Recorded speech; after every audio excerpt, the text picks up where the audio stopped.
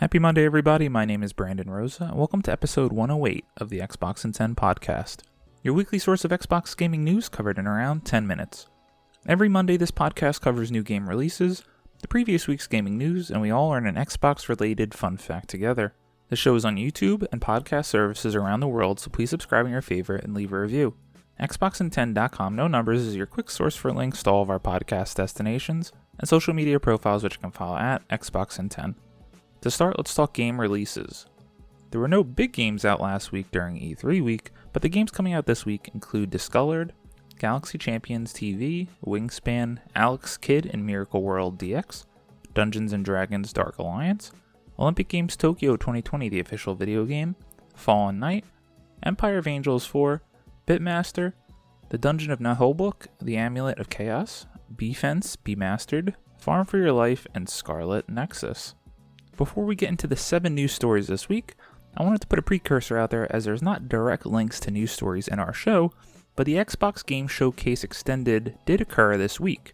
I thought it was a pretty good show, it was very insightful, and we got to spend some time with the developers, specifically with Playground Games on Forza Horizon 5, Ninja Theory on Senua's Saga Hellblade 2, Double Fine on Psychonauts 2, The Anacrusis, Stalker 2, A Plague Tale Innocence, Age of Empires 4, Battlefield 2042, Sea of Thieves, Microsoft Flight Simulator, Hades, some ID at Xbox Games, digging deeper with Grounded's update, hitting the slopes with Shredder, and a Halo Infinite multiplayer deep dive, followed by a last gameplay deep dive on Scarlet Nexus. Go check out the show, it's almost 2 hours, but worth it. Now onto the 7 news stories we have this week, and number 1. Here's everything we know about Halo Infinite's free multiplayer. Tom Warren at The Verge writes, 343 Industries gave us a first glimpse at Halo Infinite's free multiplayer mode yesterday, and now we're getting even more information on how the weapons, armor, and sandbox experience will work. Halo Infinite is launching on Xbox One, Xbox Series X and S, and PC later this year, allowing friends to play the free multiplayer mode across multiple platforms using crossplay and cross-progression. The free multiplayer mode will also include a battle pass that never expires after you've purchased it. We don't know how much the battle pass will cost yet, but Halo Infinite players will be able to purchase old season passes and choose which battle pass to focus progression towards. 343 Industries is leaning heavily into armor, weapon, and vehicle customizations, without random loot or loot boxes. The battle pass will provide armor and presumably more, and Halo Infinite players will also be able to play and earn customizations that even include customizing a character's voice or adding prosthetics. Armor.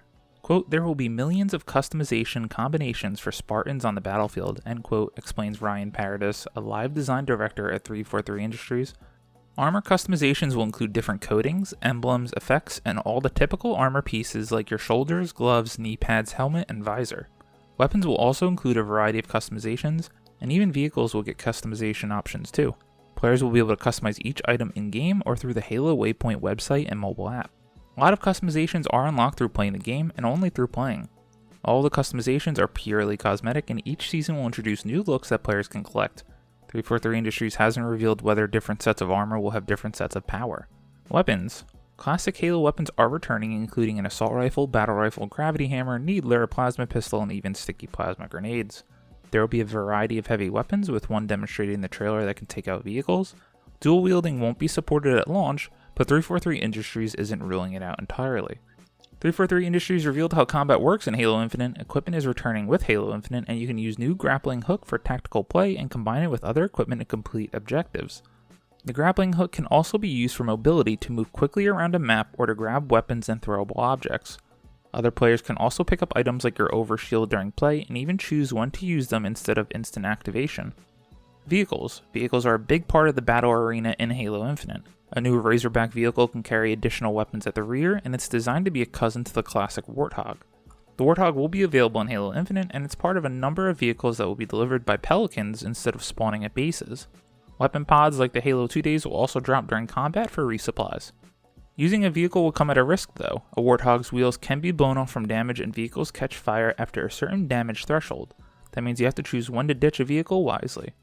Academy and training. If you're new to Halo, there's even an Academy mode to let people get used to the look, feel, and terminology of the game.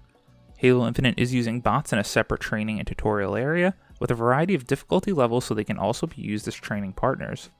This area is separate map to the environments we've seen in the trailers. It's not clear how many maps will be available in Halo Infinite yet, but we've seen both outdoor and indoor maps that offer the variety of close combat or distance and vehicle usage. As Halo Infinite is launching simultaneously on PC and Xbox, crossplay and cross-progression will be included at launch. On Series X, the Arena mode will support up to 120 frames per second, and on the PC side, there will be support for ultra-wide monitors, triple keybinds, advanced graphics options, and other customizations. 343 Industries hasn't provided a deep dive on how it plans to balance crossplay controller versus mouse and keyboard, but there will be input-based matchmaking for the ranked parts of the game. The studio also committed to a server-side anti-cheat system, which includes spotting hackers based on their behavior in the game. A technical preview will be available later this summer, and you can sign up to the Halo Waypoint site for chance to get access. Go watch this deep dive video, it's about 12 minutes long, and it really gets me excited for Halo multiplayer. I've never been truly into the game, but Halo 2 was the first game I ever played on Xbox Live on the OG Xbox. It just looks like some real good dumb fun playing in the same box and getting all your friends together for some Halo multiplayer action. Number 2, Microsoft will bring Xbox Series X and S exclusives to Xbox One via cloud gaming. Taylor Lyles at IGN writes, Microsoft has announced that it intends on expanding the Xbox One lifespan by implementing its cloud gaming service onto consoles, meaning you will soon be able to use Microsoft's 8th gen console to play Series X and S games. Quote, for the millions of people who play on Xbox One consoles today, we are looking forward to sharing more about how we will bring many of these next-gen games, such as Microsoft Flight Simulator, to your console through Xbox Cloud Gaming, just like we will do with mobile devices, tablets, and browsers, end quote, Xbox Wire's Will Tuttle said in the post. The announcement of Microsoft leveraging its Xbox Cloud Gaming services provides more options for people to play Xbox's titles.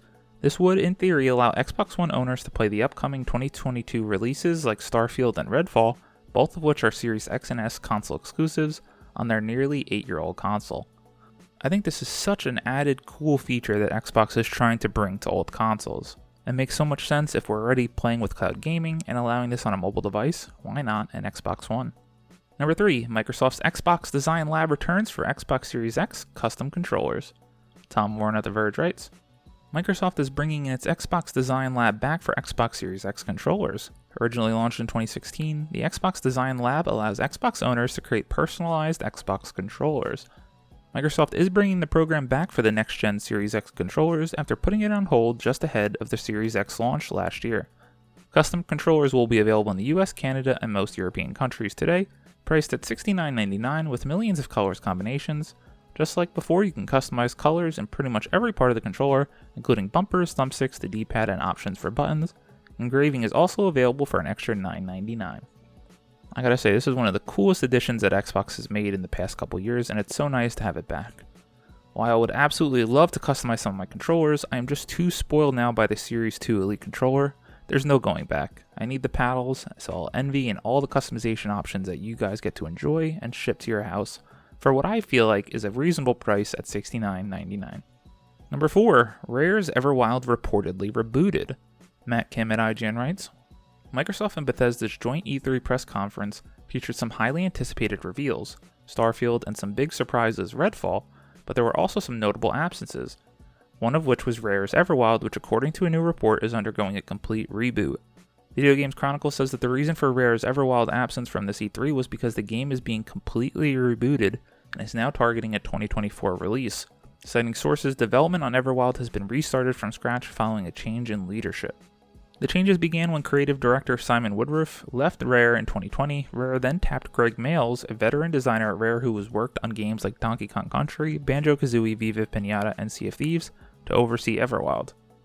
This appointment was confirmed by Rare executive producer Luis O'Connor, who says, quote, Greg Mayles joined us late last year as creative director, and then the team has never been stronger.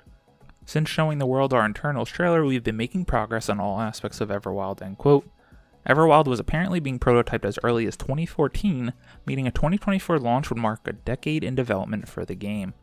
Honestly, this doesn't surprise me, and I'm glad they're taking time to completely reboot development. From the multiple trailers that we've seen, we don't have any idea what this game even is. Seems like they really needed a fresh start, take all the time. Sea of Thieves is doing mighty well for Rare, so they are good. Number 5, Back 4 Blood party leaders can share paid DLC with squad members. Sean Carey at True Achievements writes, developer Turtle Rock Studios says it won't split Back 4 Blood's player base with post-launch DLC by revealing that all players in a party will have access to paid DLC, providing the party leader owns it. The developer announced in a blog post that in PvE, quote, if your party leader owns a paid content drop, you will be able to play that content with them, end quote, without having to purchase it yourself. This includes map, gameplay, and campaign. Quote, no separation, no exclusion, no split, end quote, says Turtle Rock. In PvP, all premium content can be unlocked for free. All players can earn new playable characters and ridden in PvP for free through progression, or decide to skip the legwork and purchase it. Players will also have access to the same cards at the start of each map, regardless of whether they bought add-ons or not. This is such a cool story, and I wish more developers and games would do this. It's really cool. Don't split the player base, it only causes trouble for these big online games. Number 6, Battlefield 2042 will use AI bots to fill multiplayer matches, allow co-op or solo play. Matt Purslow at IGN writes, Battlefield 2042 will fill the empty spots of 128 player matches with AI bots, allowing for full player matches even if lobbies are not filled. These bots can also help facilitate playing Battlefield 2042 as a co-op or solo player game. As revealed in an update to the Battlefield Briefing EA Answers page, AI Soldiers is a new bot system being added to Battlefield 2042. Quote, also new is the introduction of AI Soldiers, artificial intelligence, to the series. As a multiplayer-only experience, it's important for us to let you play Battlefield 2042 when and how you want, end quote. AI Soldiers will ensure matches are filled with 128 players, but they are used for other purposes too. Despite being a multiplayer game, these bots also help transform Battlefield 2042 into a co-op or single-player game.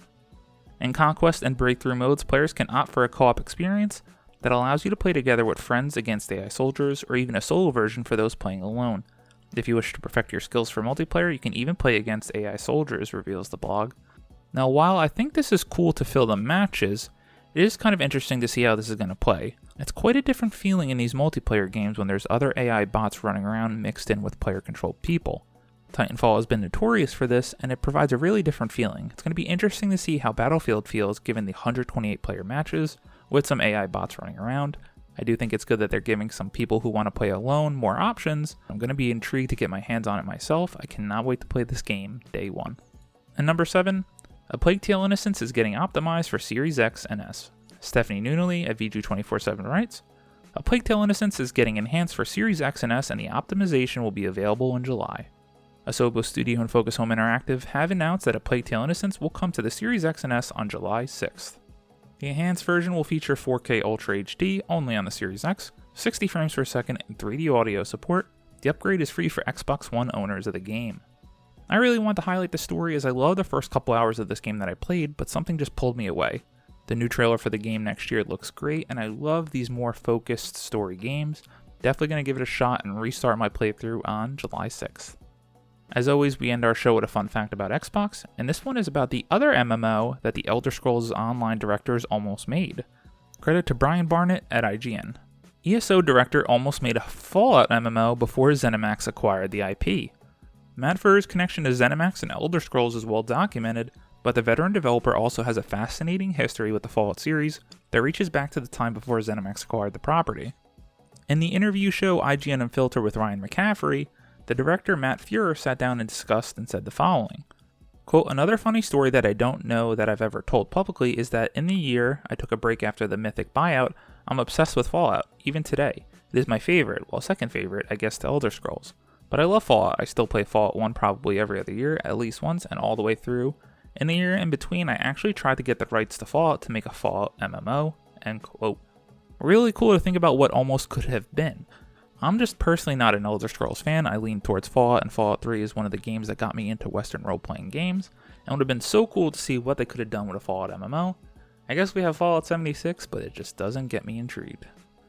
Thank you all for listening to the Xbox in 10 podcast, your weekly source of Xbox gaming news covered in around 10 minutes. If you like the show, please subscribe to your favorite podcast service, share it with your friends, leave a review, and follow on all social media at Xbox in 10.